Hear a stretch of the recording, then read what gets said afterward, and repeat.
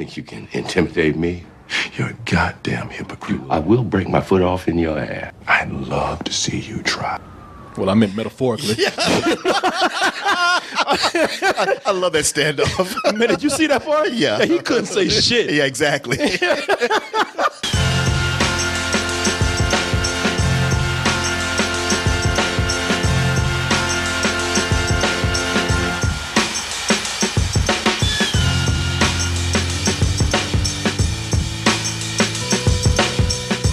So, Martin and myself, we were told we were not living up to our duty as black men because we not supporting other fine black individuals out there, especially one that's going in trying to clean up the community. One of the roughest parts of America, the gentrified section of Harlem. You want to test me? You know where to find me. Luke Cage is nothing but a man. And you ain't shit as a man. I like the way he kicked them so hard they were both in the air at the same time. Some Matrix shit going on. Well, I always think that's the thing when somebody just has superhuman strength. Do they even bother to learn how to fight? No, you know what?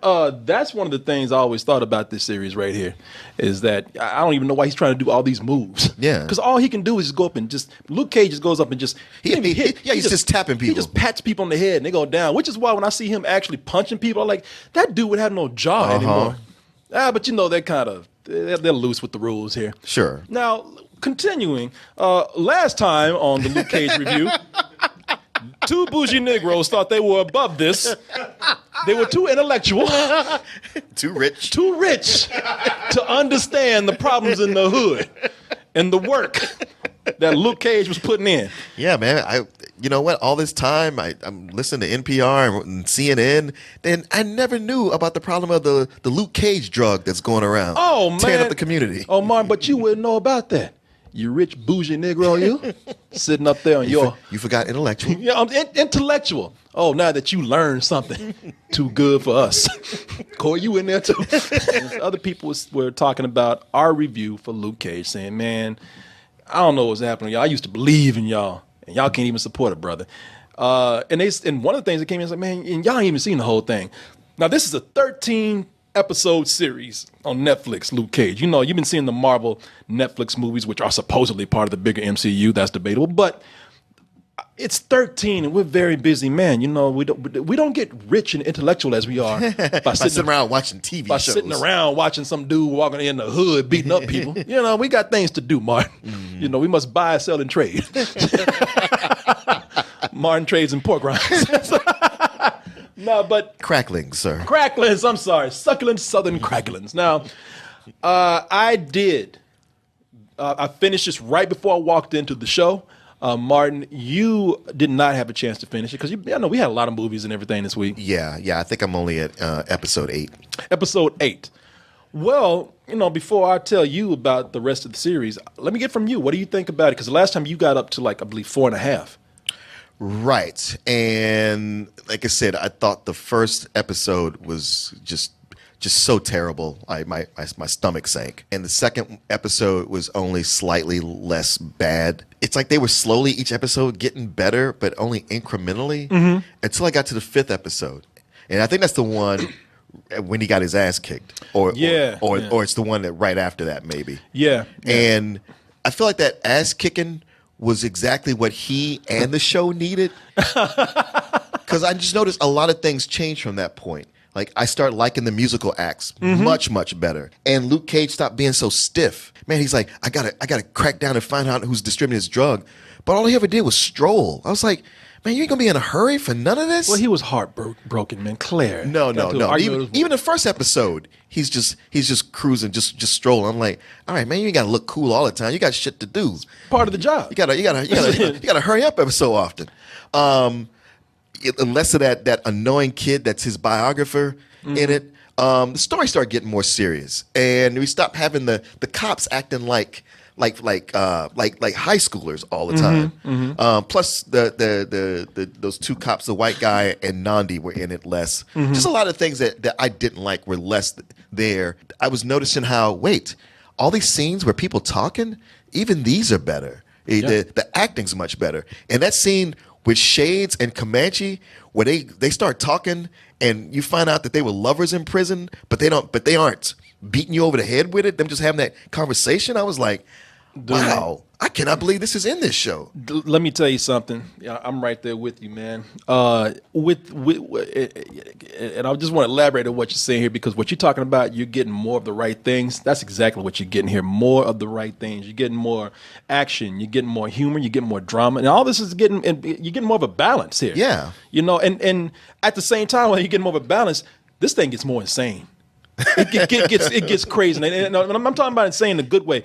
One of the things that you really did not like about it was the actor that played Shades. You don't like the character of Shades. I didn't, but by that episode, I was like, okay, this guy is good. You just got to give him material. No, and I always said that, man. It's the actors that is sometimes not their fault. It's the material you give them and what they do. Now, a lot of people were getting mad about us talking about how we felt just kind of mediocre about it. It's because it took a lot. Man, it's a long series. Yeah. And it takes a lot of episodes for these characters to start getting deeper. And I'm like you, Martin. I was impressed at the way that everybody was beginning to get deeper characterizations, especially the guy that plays Shades and the character of Shades. I would die for you, Chi, but it is what it is. We need to find Lucas. We're wasting our time here. And deep too. It's This scene here, I was like, these are not the characters I saw in those first 3 episodes. No, especially Comanche, because he was just come in and smart off to Mariah, and he was almost like a goof the whole time. Yeah, well, that's the thing, man. They're starting to give these characters, like I said, like even side characters. Comanche is like a henchman that slowly started to build to have some depth, and that depth was coming from this hint that first you think these guys are best friends. Then they said, "No, we're brothers." And then they started hinting that, all right, no, we get that. Yeah, he's like, I love you. It's like, hey, man, when we were in prison, we did what we had to do. There's no human reaction. He pretty much saying like, no, I felt this way about you before that. We were before that started. Yeah, man, I was really taken aback at how quick these characters started to finally become characters. Mm-hmm. And it doesn't stop right there, man. There's so many things in here. Reggie Cathy, the late Reggie Cathy, man, he comes in and he's being a hard ass. Him and Luke are having their arguments. If you remember the first series, they had that thing going on. The father was an asshole. Yeah. And over time, no bones about it. No, over time that starts to change. Uh-huh. Like that guy who you did not like before, you really start to like. You start to be on his side. Uh-huh. You're like, because Luke, quit whining, man. Make up with your dad. That shit is done. You a grown man. And even when his dad is still being an asshole, you still like him because he's one of them old dudes who still thinks that he can kick everybody's ass. You think you can intimidate me? You're a goddamn hypocrite. I will break my foot off in your ass. I'd love to see you try. Well, I meant metaphorically. I love that standoff. Man, did you see that part? Yeah. He couldn't say shit. Yeah, exactly. Your turn. I was thinking the same thing. I was like, what you gonna do, man? I'm gonna go get powers. I'll be back. Looking like a piece of Kentucky Fried Chicken.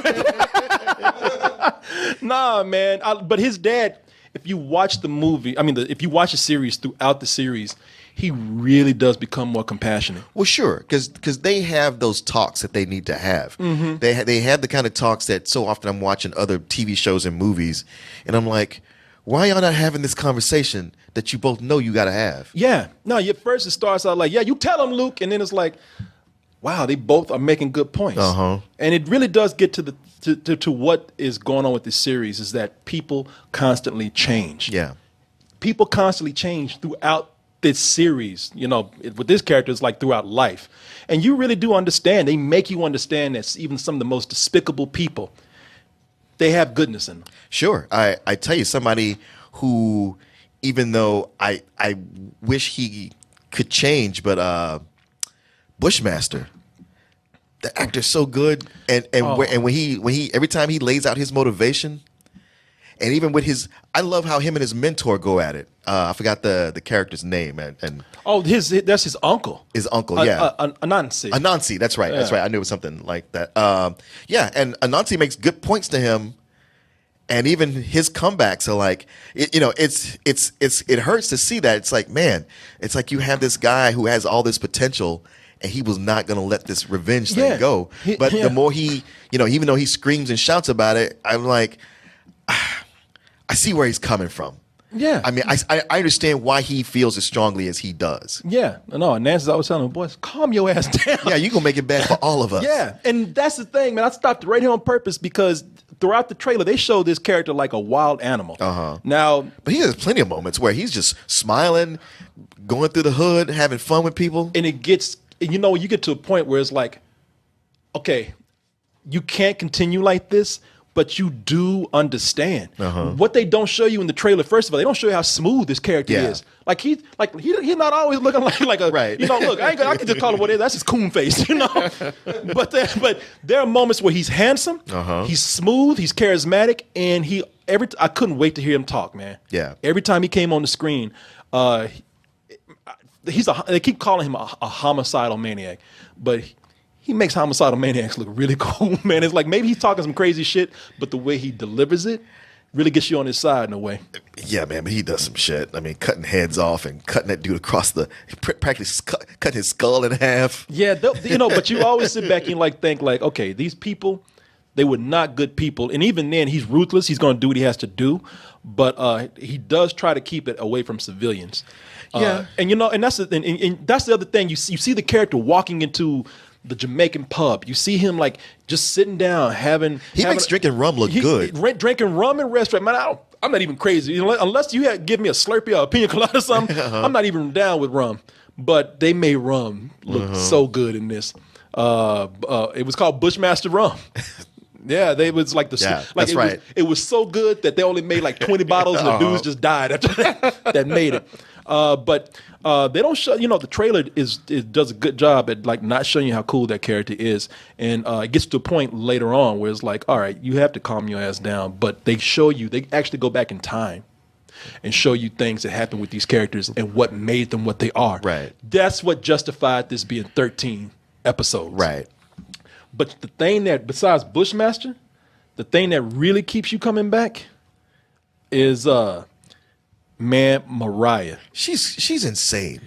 Who plays her? Alfre Woodard. Alfre Woodard. I love how no matter how big a trouble she is, how much she almost dies, and you save her life, you count 5, 4, 3, 2, 1. She's talking shit at you again. That's what I was just gonna say. I got a clip queued up right here. I said the first thing that I loved about that character is just to see how many times she's gonna talk shit.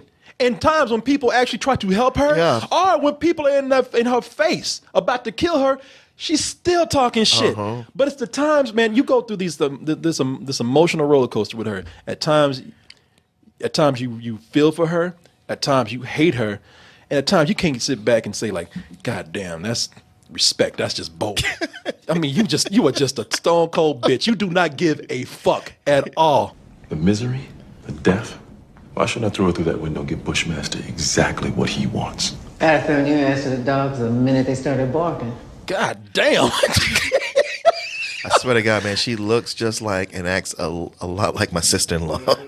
Let me introduce me to your sister-in-law, man. Because she talks so much shit, the shit is just hot. Wow, she's already kind of sexy because she's an old woman that just don't give a fuck. And she's still dressing like she's 25. Well, that's the funny thing is everybody keeps cracking on Shades for being like, oh, you like that old pussy? Yeah, you got that old woman. Yeah. But then he lays it out, what attracts him to her. And then you watch her act, you go like, all right, it's not for me, but I see what you're talking about. It ain't nothing like a MILF that can talk some shit, some hot shit. It's sexy. The way her timing is, the way she don't even miss a beat, they helping her. I know. And she's quick with the fuck you. Yeah. That's confidence for your ass, man. That's what makes her so sexy. That's confidence, man. And throughout the show, you just cannot wait to see at what point she's gonna talk shit again and in what situation. No, where I am, I guess at 8 episodes, I'm like, she should have been dead 6 times over, but she just keeps bouncing back and talking shit.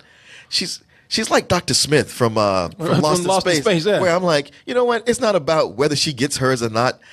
I just want to hear what she's going to say next. But that's where the writing comes in on this, man. This character is so well written because now for people who say Marvel got a villain problem, it's getting fixed.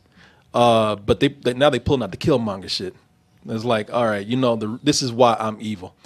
She lays down some stories where it's like, damn, you went through some shit, and I can see where you coming from. And there are moments where even when she's saying the most despicable thing, you still you feel sympathy for her, man. You see what drove her to be what she is. And that's that's one of the great things about the series. As things go along, it's always about the alliances. Characters are forced to be with each other. Oh, and another thing is that Mariah, she has this really twisted relationship with her daughter. Oh yeah, it gets more twisted as it goes along. If you haven't been watching the show, this character is she is the nemesis to Luke Cage, because everybody thinks it's Bushmaster. Bushmaster is fighting for Harlem, and everybody thinks Bushmaster's so cool because Bushmaster is the one that's going in and can beat Luke Cage. What the story is about is the struggle for Harlem, and she is controlling Harlem. And so you have this thing where Luke is not trying to do it, but he's the hero of Harlem. She is running Harlem. Yeah. And it's this power struggle between them, and because she's the one that's actually pulling the strings for a lot of things that's going on in between. But the story gets more twisted with her, man. It gets twisted with her daughter. It gets twisted with her mind. She loses it. Yeah, because guy I was talking to today, he was telling me about the episodes coming up. And two things he dropped for me was, and I heard other people talking about how the team up with him, with Luke Cage and Danny Rand, you got the Power Man and Iron Fist comic working, but also that the daughter is kind of turning into one of the comic book villains. I don't know. I'm not gonna say anything. Maybe not. This thing leads you all these kind of ways. I don't know. I maybe because I don't know villains and whatnot. But speaking of alliances and power struggles, Danny Rand, man. Everybody say he's good in this. Danny Rand came. You know what? The old Danny came through for me. I didn't watch that Power Man show. I'm sorry, Iron Fist. I didn't watch that Iron Fist show. So I don't know how bad it was. I wasn't really impressed with him in the Defenders, but I wasn't impressed with anybody in the Defenders. I wasn't crazy about it. But Danny's kind of cool in this. For those who keep up with the comics or don't know the comics even, so all these characters have these powers and they're all in Hell's Kitchen. They all work in the same area. Luke Cage, he's the one that has the bulletproof skin. Danny Rand is the magical guy. He's got the kung fu. He's got the kung fu. He's got like magical fists that actually glow. Yeah, his chi. His chi. Yeah, and they come in the comics they're a team, and it looks like they're trying to build towards that. But he comes in for a little bit, and I like Danny, man. Danny even tries to be black for about 2 minutes. My boy Danny Rand. What's up, man? You got time for a selfie? Whatever, man. Not him. Yeah, brother. Homie. Dope. Nah, man, Danny comes in, and that's it's cool to see them use wisely how these characters are actually making appearances now. Danny coming in didn't feel like a situation where we gotta force a cameo in here. An episode with a guest star just to bump the ratings. Yeah, exactly. Danny walks in and the audience. Hey, look. Hey, when everybody can't say they can't say that. Everybody, they can't finish their line. Look, what's going on? Nah, man, they come in and they give him a reason because that's his boy, and he's like, listen, I heard you need some help. You came to my place to hide out. I got your back. So they got these situations here where he comes and fights with them, and it's a cool fight scene. There are moments where people still stand around where they should pull the trigger on somebody. Yeah, like Danny ain't bulletproof, right? And dudes just standing around looking and waiting to get their ass beat. Even some of them just hanging out, man. Just the dialogue has improved so much that by that point, Danny and Luke, they feel like real friends. Good. That guy who plays Danny Rand is actually really good this time. Well, I mean, this is the third time's a charm. Yeah. Don't count Danny out yet. The old Danny boy. Because he was, even though incrementally, but he was better in the Defenders than he was in Iron Fist. Yeah, man. No, Danny's cool, man. Yeah, I guess they really are making all the moves toward the comics because they got Misty her bionic arm and they brought Danny in, and I always wondered like, well, how are they gonna hook up Luke Cage and Jessica Jones if Claire was there? Man, that's gonna be messy. They just went snap. Well, that's fixed. Not saying whether she's coming back or not. You know, Okay. There's still this thing where she could come back in, maybe not. I've seen it, but I'm not going to say because you just got 4 episodes out. Yeah. Or five. Okay. Yeah, I got 5 left. The thing though, man, when I say this gets insane, it gets insane with Mariah, and the violence goes up to like Punisher levels. Really? By the time, well, they already kind of getting there, but by the time that we're getting into like Well, yeah, them cutting off people's heads. And yeah, no, this is a very violent show. You know, they play up the humor in the trailer. Man, this is an extremely violent show. We're getting into like I said, Punisher level of violence. Oh, damn. Yeah, I mean, yeah. This is no joke, man. I mean, really, there's some things here that it's disturbing. There's a scene in here where I'm not going to spoil it, but it's just a massacre that goes on, and it's hard to watch, man. Wow. It is hard to watch, even with some bad special effects in there. It's like, wow. But y'all went there with that. Like I said, this is Punisher level violence right here, and all of it's because of Mariah's the level of violence reflects the character of Mariah in the movie. She's losing it, man. She's becoming more unstable, and even at points where she becomes more powerful, she starts to go crazy, and because she's controlling so much. Everything goes crazy. Wow. Yeah, she's putting mob people against each other and whatnot. People fighting for territory. Damn. Because last I saw, she was in a point where she's like, "We have no money." Okay. There are things in here that they do where it's like, man, that is disturbing. And but it's for a reason. It's for a reason. Sure. But they ratchet it up a little bit. Well, it just seems like the longer it goes, the more they give the heave ho to the more comedic elements, the more cartoonish elements, rather. They do Not comedic, but cartoonish. They do, but they still manage to throughout the series keep it down to earth and still make it relatable. You're not too repulsed because they always make Luke accessible. Like I said, Luke Cage is so accessible that people don't give a shit. People will go straight up to him and say, "Look, you fucking up, man." Yeah. and Luke, normally you expect Luke to be like, "Man, get out of my face. I'll beat your ass." He's like, "Yeah, I know." Bushmaster whipped your ass again, didn't he? It was the other way around, man. Now, where's the video of that shit? You still the hero of Harlem, right? My cousin's getting smacked around by the cops because he has dreads. My little sister can't even sleep at night. People don't care, man. Take it to the store and get some melatonin. I like the second fight with them a lot. Yeah, no, it's just funny. I love when Luke Cage says, I am a man of Harlem." Like he doesn't. He's bulletproof, so he don't have nothing to worry about with people. But people just come up to him and dog his ass out. Yeah, they don't care. Yeah, I'm surprised he didn't think about that happening. Yeah, when he was making those announcements. I love that, man. I love it. It really does reflect like a neighborhood feel, the hood, whatever you want to call it. That people just feel like they can just approach this man and just talk shit to him. He's a celebrity, he's practically almost like a god. Yeah. But hey, he's still down. I tell you the thing that, like I said, there's some of the things in there that bother me. There's as great as the dialogue is sometimes, it's not always, there are moments where it does get corny, especially when the police start talking. Yeah, I know. There's a whole subplot here with the police where that is kind of corny, and there's this exchange between some of the cops that's really cheesy. The cop stuff is, they're playing tough TV cops. Oh, you know what I learned from watching Luke Cage? What's up? Is that professional black women all hate each other. Oh, yeah. Yeah. Good Lord. You get anytime they're in a room, they say one thing nice and everything else is mean. Oh yeah, and they get mad, and when they over nothing, and they really play up the black thing too, like because you got good hair, and all that. They do pull, they really run with that. Now that Black Panther kind of touched it, they really run with that here. Talking about how the not only blackness with the outside forces like cops killing black men and all that kind of stuff, but like the infighting with black people, how black is too black, and all that, good hair and things like that.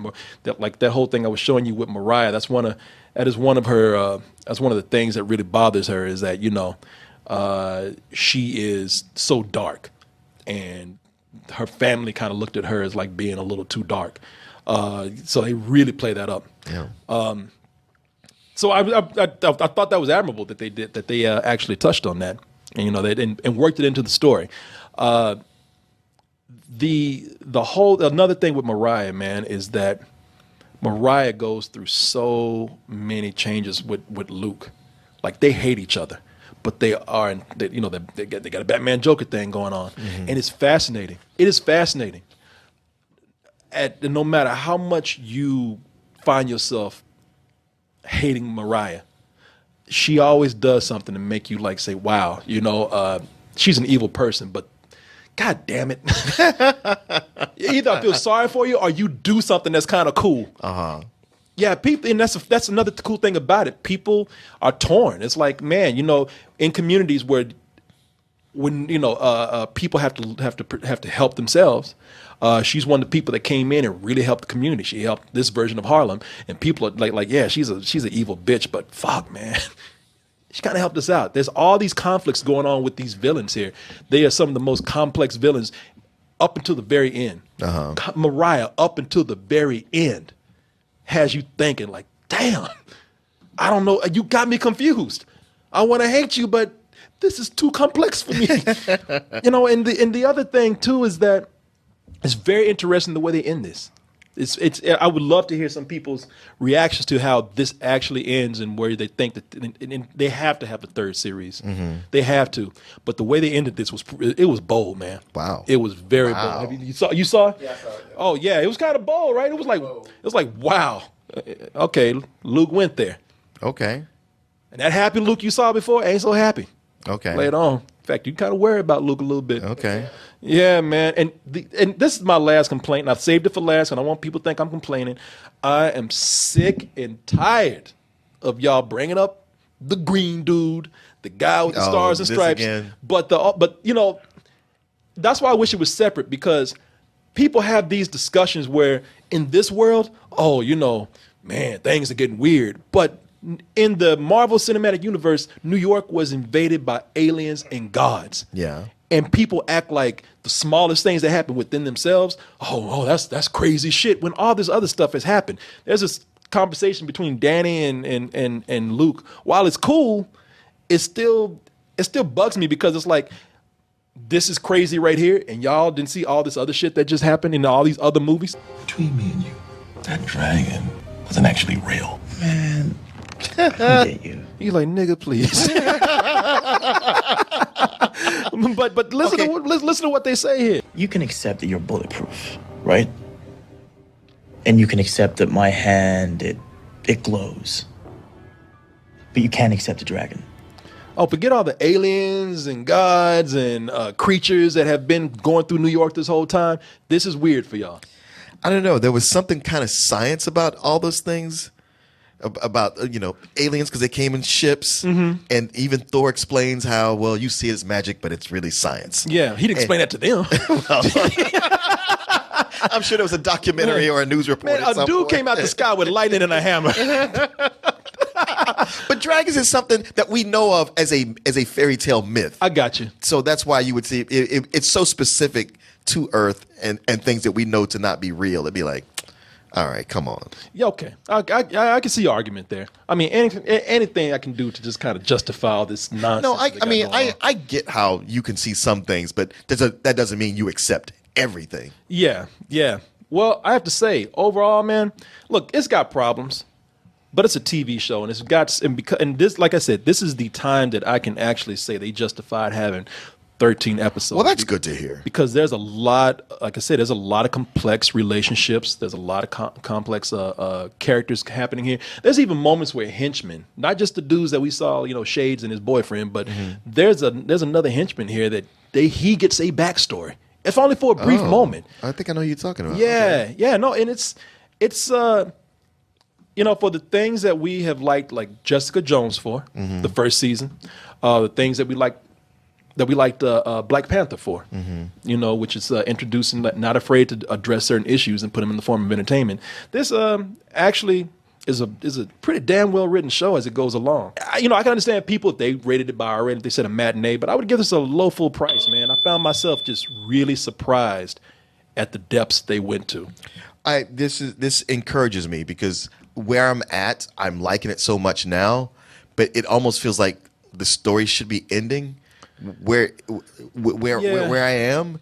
So, and to know that there's 5 more episodes, I go, oh, is this that thing where it should have ended, but it keeps going? But it sounds like you're telling me that that's not the case. Let me tell you something. When you get to that last episode, you're gonna be like, okay, just to get to here, I'm fine with the